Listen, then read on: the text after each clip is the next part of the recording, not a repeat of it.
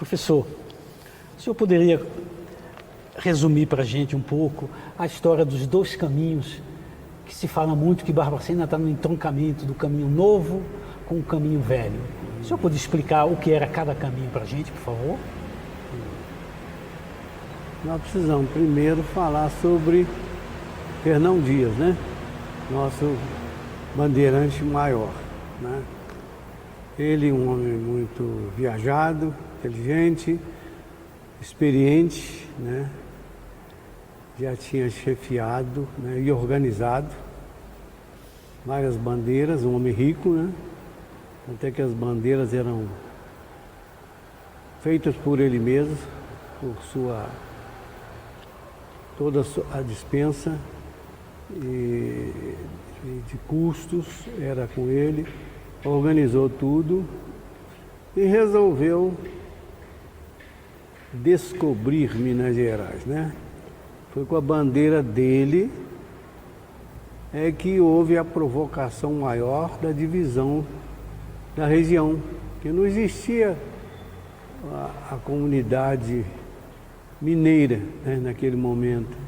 Não existia a intenção de desmembrar as terras de São Paulo. Aqui era considerado uma comunidade paulista. Eram os Campos de Cataguás, a região de São Paulo, capitania de São Paulo.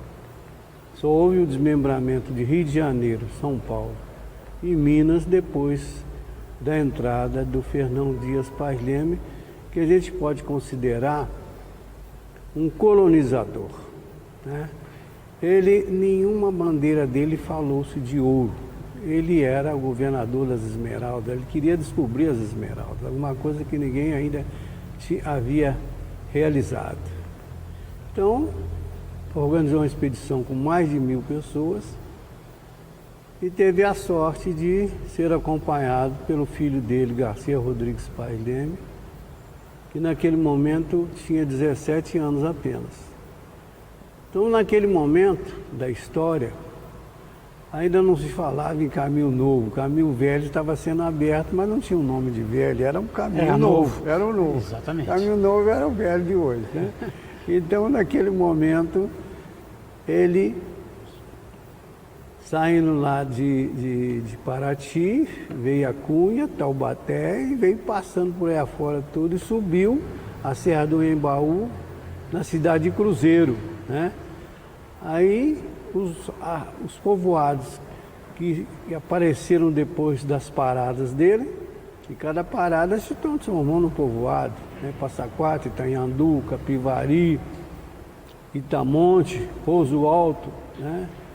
São Lourenço, Caxambu, Cambuquira, São Lourenço, São Vicente de Minas, todas essas paradas se transformaram nesses lugares que eu falei. Então esse homem tinha uma amplitude geográfica tremenda que nenhum outro bandeirante tinha. E ele veio garimpando os rios todos. Eu posso considerar ele como que abriu o caminho velho? Hein? Podemos considerar ele que abriu o caminho velho? Ele caminhou o primeiro caminho que hoje é considerado o caminho velho, é ele, sem dúvida nenhuma, é ele que abriu o caminho velho. E o caminho novo? E o caminho novo foi o filho dele, Garcia Rodrigues Paz Leme, que foi acompanhado pelo Domingos Rodrigues da Fonseca Leme, que era primo, cunhado, né? E primo dele, e sócio. Eu tenho uma diferença de quantos anos, mais ou menos, entre o caminho velho e o caminho novo? Caminho velho e caminho novo dão 24 anos, né? O caminho velho foi aberto em 1674 e 24 anos depois, em 1698, foi aberto o caminho novo. E por que Barbacena se situa nesse chamado entroncamento? O entroncamento é porque o Fernão Dias pretendia, como eu disse, colonizar. Ele queria colocar postos de sobrevivência. Então ele trouxe sementes, né? Ele trouxe galinha, ele trouxe porcos. E cada lugar que ele parava, ele deixava alguém. Por isso que ele trouxe tanta gente, ele não precisava de tanta gente. Mas esse contingente populacional que ele trouxe ao longo da jornada dele, ele foi deixando esse pessoal, plantando, porque ele preparou a região aurífera e diamantífera para uma exploração sem embasamento.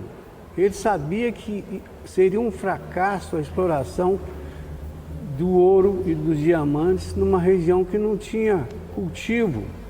E ele ainda teve a sorte de se associar, por dizer assim, aos índios puris, que esses índios foram expulsos do Rio de Janeiro, do litoral, pelos índios tupinambás, que eram os índios ferozes, como outros também foram expulsos pelos índios mais ferozes e mais fortes. Subiram a serra, vieram para Minas Gerais, através da serra, na região ali de Resende, subiram a serra do Parque Nacional do Itatiaia, até o nome de Itatiaia quer dizer o lugar das pedras pontiagudas, e por ali eles foram aumentando a população, subiram a serra, se adaptaram bem ao clima frio, vieram a Pouso Alto, Engenheiro Passo, que é uma comunidade ferroviária hoje, e subiram a serra do Parque Nacional de Itatiaia, que é um parque tombado em 1932 pelo Getúlio Vargas e tudo mais, e vieram para a região que descobriram os campos. Os campos das vertentes. Os campos das vertentes. Ali eles tiveram o lugar ideal para começar a agricultar. Eles foram os primeiros índios agricultores, porque eles começaram a viver na borda do campo. Na borda do campo. Na borda do campo. E professor, então eu já tenho aqui meu caminho velho, meu caminho novo, o Fernão já foi. Aí, essa abertura de caminho, na volta, quando o ouro era trazido por ali, era um caminho muito longo. E esse conhecimento geográfico mais ampliado pelo Garcia, o Garcia era um homem muito inteligente, né, visionário, ele já estava com 41 anos, ele começou lá no caminho novo com o pai dele com 17, mais 24, 41, ele era um homem experiente, ele encurtou o caminho, e esse caminho vinha saía lá para o Lagoa Dourada, Ritápolis, e saía lá em Conselheiro Lafayette, Ouro Branco, Ouro Preto. Ele encurtou o caminho, que ele começou a vir a Barbacena, a região do Campo Líde, região que ele plantava, que ele já tinha deixado agricultores, que eram os próprios índios e os próprios componentes da expedição dele, que foram ficando e virando os primeiros fazendeiros, né? Plantando, criando para abastecer a região aurífera. Então a gente pode chamar ele, como o senhor disse, do colonizador. Um grande colonizador. Que ele não foi só um desbravador. Não, ele foi mais colonizador do que tudo. Ele colonizou. E vindo na Barbacena, ele já saiu para o caminho novo. O caminho novo começou de Antônio Carlos, região de Campo Líde. O primeiro trecho foi de Antônio Carlos a Ouro Preto, depois de Ouro Preto ao Rio de Janeiro. O primeiro trecho foi assim. Não foi de lá de Ouro Preto ao Rio de Janeiro, foi de Barbacena, Campo Líde, Antônio Carlos, lá o trecho, para depois sair para lá, era um picadão. Aí construíram a fazenda do Registro Velho, né? Que ela foi casa lá, a fazenda do padre Manuel Rodrigues da Costa, no Confidente, construíram em 1696, em 1700 construíram a fazenda à borda do campo. Começaram a abrir então a estrada para dentro do mato, né? Construíram outras fazendas, inclusive a fazenda lá do Caeiro, né? Onde tem a fazenda lá do Divino Espírito Santo. Desceram a serra, Santos Dumont, Juiz de Fora, né? E pegaram o Rio Paraibuna lá embaixo no hoje viaduto dos macacos. Então, professor, né? olha só, quando que se começa a cogitar a linha férrea em nossa região? A linha férrea foi obra do grande engenheiro Mariano Procópio Ferreira Lage, né? E o Dom Pedro II, eram muito amigos, e eles precisavam movimentar o Segundo Império, fazer uma coisa diferente que o Primeiro Império não tinha conseguido fazer. Ele precisava de adentrar o Brasil. Ele precisava de abrir. O senhor falou do Primeiro Império, nós temos uma passagem de Dom Pedro I por aqui, não temos? Tem. E essa passagem dele, ele passa inclusive por Padre Brito, não é isso? Passa, ele quis conhecer toda essa região importante dele. E num período pré-independência, não é isso? Ele, se eu não me engano, ele está por aqui em abril e a independência foi em setembro. Ele entrou no governo em 1822 e ficou só 9 anos, que em 1831 ele foi para Portugal destronar o Dom Miguel, que era irmão dele, que tinha usurpado o trono da filha dele, Dona Maria da Glória, e ele se envolveu com isso, então nesse pouco espaço, ele já sabia que ele tinha que ir embora, porque quando o Dom João VI morreu, ele era imperador do Brasil e era rei de Portugal. Ele tinha ao mesmo tempo. Ele, ao mesmo tempo. Não dava para ser as duas coisas, né? Ele abriu mão, então, do trono do português para Dona Maria da Glória, e esse trono foi usurpado pelo irmão, e esse irmão dele, Dom Miguel, ele era noivo da sobrinha. Usurpou o trono, então ele ficou dividido. Então ele queria se despedir do Brasil e ele adorava o Brasil, ele não queria ir embora. Tanto é que ele é um homem apaixonado, morreu com 35 anos. Né?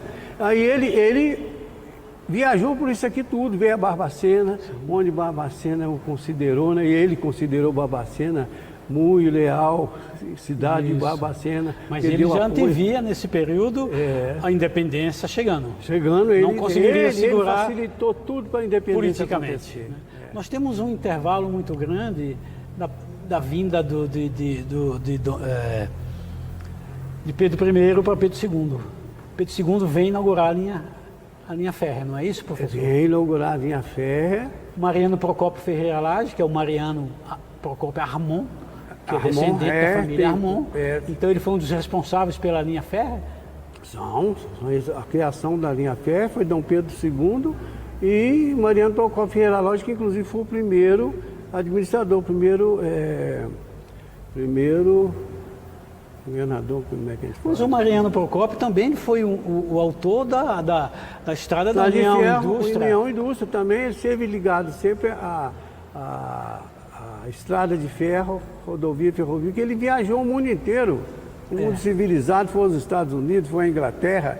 Então é um homem um pouco esquecido. Tanto é que essa estrada de União Indústria foi considerada uma estrada modelo, não só pelo Brasil, mas pelo mundo. Mas a estrada União Indústria, ela foi atropelada pela linha férrea. Exatamente, foi atropelada. Atropelada pela linha férrea. Porque o transporte ferroviário é muito mais barato, né? O senhor, como Antônio Carlense, como o senhor vê a abertura da estrada de ferro oeste de Minas, que tem o seu marco zero justamente em Antônio Carlos? Porque... O que representou para a gente essa estrada, professor? Já apresentou. O que representou para a gente? Antônio Carlos foi para o mundo, né? Porque para você visitar essas cidades mineiras antigas, né, tradicionais, você tinha que pegar um trenzinho que não fosse para o mesmo lugar que o trenzão ia, que é a estrada de ferro Dom Pedro II. Então, a estação de Antônio Carlos é um marco zero, né? Mas é um marco histórico importantíssimo, porque quem vinha do Rio de Janeiro, esses personagens todos da história do Brasil, não só Dom Pedro II, ele descia do trenzão e pegava o trenzinho no dia seguinte, porque surgiram 2 hotéis lá para abrigar esse pessoal importante. Então tinham hotéis importantes num lugar tão pequeno, né? Porque eles vinham do trenzão e pegavam o trenzinho. Mas pernoitava lá, saiu de manhã para ir para Tiradentes, para São João del Rei, né? Esses lugares todos. E só era possível fazer através do entroncamento de Antônio Carlos, né? Aí vieram a Barbacena. Qual era a base da economia naquela época ali? Era muito boa, porque naquela ocasião surgiu, né, o grande pioneiro Manuel Carlos Pereira de Andrade, que é o Major Neca Andrade, né, que nasceu aqui em como é que chama ali de Serra do Ibitipoca, Conceição do Ibitipoca, né? Ele é sobrinho do padre Manuel Rodrigues da Costa. Esse homem, ele foi o grande pioneiro da cidade. Ele criou laticínios, né? Ele começou a produzir, então, queijos finíssimos. Inclusive, dessa ocasião, surge o leite condensado, né? Ele fez uma grande plantação de frutas europeias, maçã, pera, uva, marmelo. Fabricou vinho, fabricou suco de uva, bagaceira, que é uma bebida feita da pele da uva, que é mais forte do que a cachaça. E exportar essas frutas, exportar também ela em compota. Eles fabricavam doces desses vinhos, doces de leite, banha. Então surgiu Nós ali. estamos em que ano, professor, mais ou menos? A partir de 1880? a partir de 1840, quando ele foi para lá, que ele construiu o hotel. Não, eu estou falando da linha férrea já. A linha férrea foi em 1878. Certo. E o que representou? Toda essa produção ganhou o mundo. Ganhou o mundo, porque ele para produzir tanto, ele tinha que ter um exportador, um veículo exportador poderoso, é a ferrovia. Tanto é que ele abriu mão dessas terras todas em volta da ferrovia, não só para a construção da linha ferroviária, o pátio ferroviário, que tinha um entroncamento com a Oeste de Minas, que ele também cooperou, né? E a construção das casas dos ferroviários, né? Construção de uma escola. Tanto é que uma escola, em homenagem a ele, tem o nome dele lá, Manuel Carlos Pereira de Andrade. Que representou para a nossa região a linha férrea. Não só para Antônio Carlos, mas para Barbacena, Padre Brito. Nós tínhamos uma estação em Padre Brito também, né? Tinha da Oeste de Minas, né?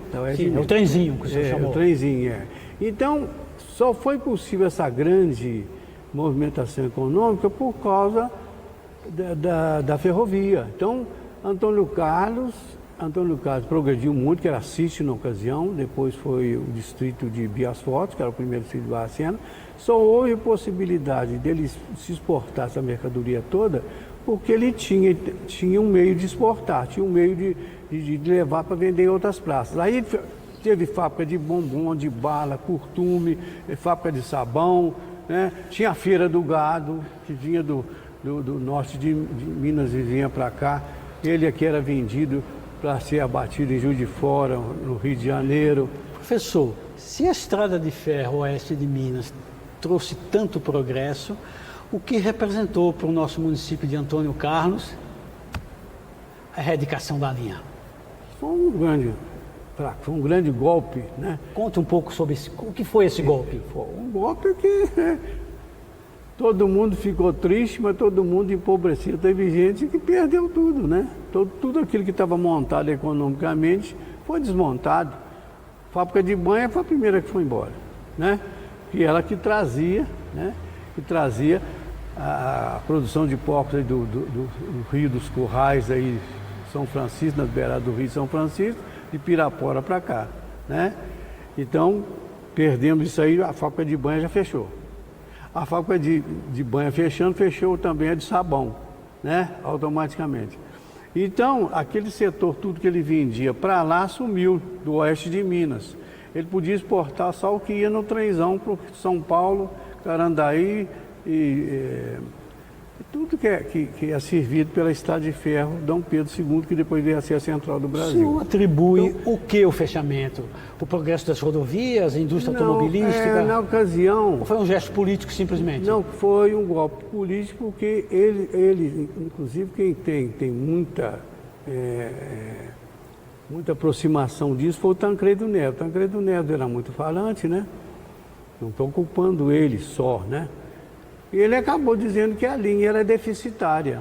Mas é uma estrada de ferro que servia toda a população dessa região. Inclusive, como, né? Num dos temas aí fala sobre por que Padre Brito decaiu. Todo mundo, não foi só Padre Brito, não. Para onde passava a ferrovia, decaiu tudo, porque você não pode... Onde está com a cabeça, como eu falei naquela primeira reportagem, se naquela época, que não tinha tanta tecnologia, houve possibilidade de construir uma ferrovia daquela magnitude, daquela importância política, social e econômica, hoje seria muito mais fácil. Se eles levaram 10 anos ou 5 anos, hoje é um décimo de tempo para construir isso. O senhor lembra mais ou menos a época, que década que foi a erradicação da linha? Foi 1980? E 80 por aí, foi quando houve o flequejo, primeiro foi em 1080, porque o primeiro flequejo da qual eu participei também, que o único da época, que está vivo ainda sou eu, né? Montou o flequejo. Ainda bem que o senhor está vivo, nós temos, eu tenho lá a documentação toda, ata de criação do flequejo. Nós tivemos ainda o trenzinho como trem turístico. Foi considerado naquela entrevista o primeiro trem turístico daqui de Antônio Carlos a São João del Rei. Professor, aproveitando essa erradicação da linha, como o senhor vê a destruição do nosso patrimônio ferroviário, principalmente as estações? Como que o senhor vê isso? O senhor... Não, porque o que ocorre hoje é que você só vê dinheiro, você não vê patrimônio cultural que seria no futuro transformado em dinheiro. Então hoje o que ocorre no mundo, não é só no Brasil, o que está acontecendo na França é isso, na Ucrânia é isso, a guerra é essa, o problema econômico. Problema econômico. Então, junto lá uma assembleia grande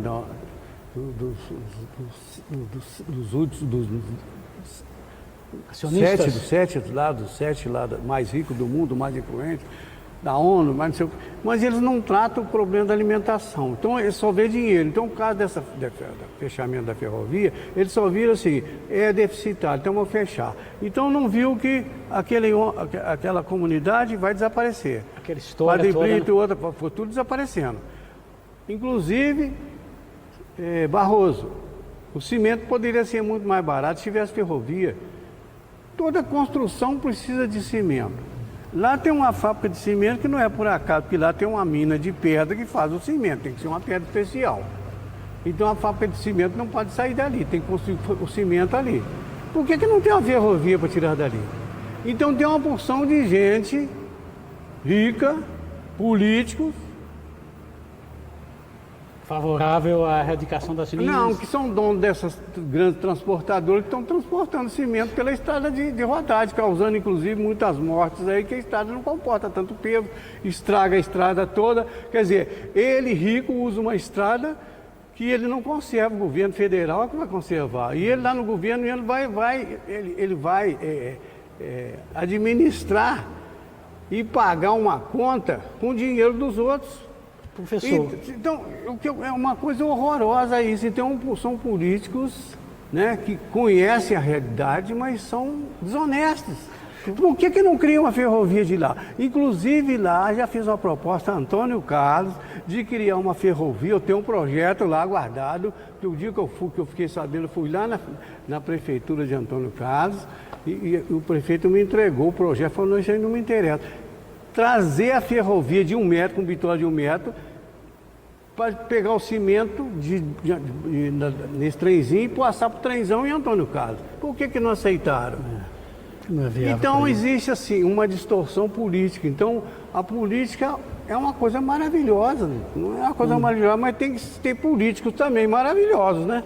Isso. Nós sabemos, nós pesquisadores sabemos da riqueza arqueológica da região de Antônio Carlos. Como está esse patrimônio, professor? Está parado, está abandonado, está escondido, né? Alguém que acha uma pedra, acha, esconde, não comunica com ninguém. Eu estou comunicando com você porque eu não tenho essa cabeça, né, paralisada. A minha cabeça é dinâmica, né? Eu sei que aquilo não é meu, né? Eu vou morrer, que vai ficar lá, vai ficar abandonado. Muita gente tem que conhecer, dar valor, né, reconhecer o valor, levar para o museu. Mas nós temos um patrimônio muito rico lá, riquíssimo, arqueológico. ainda mais porque foi o lugar que eles encontraram para primeiro agricultar, os índios por isso.